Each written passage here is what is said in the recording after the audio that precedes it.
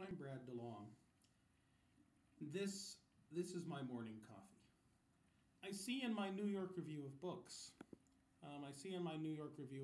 that Edward Nelson and Anna Schwartz are trying to defend Milton Friedman's relatively rash pronouncement that the Federal Reserve made the Great Depression worse, and to try to defend it by citing Ben Bernanke.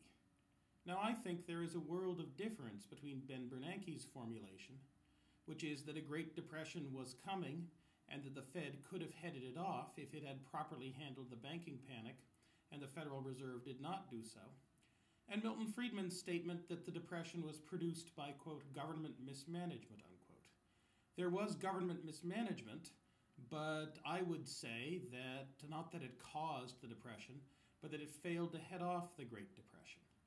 Just as you don't say that Bush's Federal Emergency Management Agency caused the catastrophe that was Hurricane Katrina, but the fact that it did not do its job made Hurricane Katrina much, much worse than it had to be, and in the absence of FEMA would not have helped Louisiana at all. No government action would have made things even worse.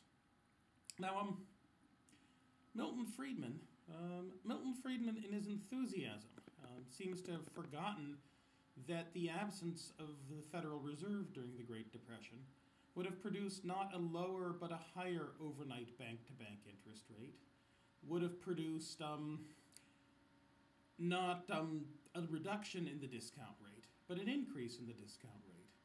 That is, criticism of the Federal Reserve is that the Federal Reserve did not expand liquidity by enough, but in the absence of a Federal Reserve, liquidity would not have expanded at all, at least not until ships bringing gold from England could have docked in New York.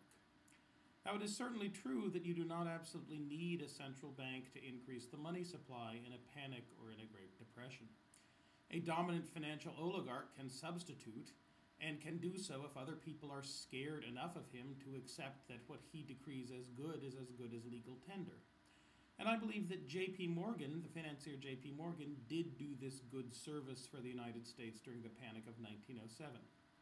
But there was no such dominant oligarch out there in finance in 1930, 1933, whom the Federal Reserve was preventing from taking action. In the absence of the Federal Reserve, the quantity of bank reserves would have fallen by more, not less, from 1930 to 33. The number of falling banks would have been greater, not lesser. The fall in the money stock would have been larger, not smaller, and the Great Depression would have been even greater. The Federal Reserve fell down badly during the Great Depression, but its existence did not make matters worse, not at all. I'm Brad DeLong, and this is my morning coffee.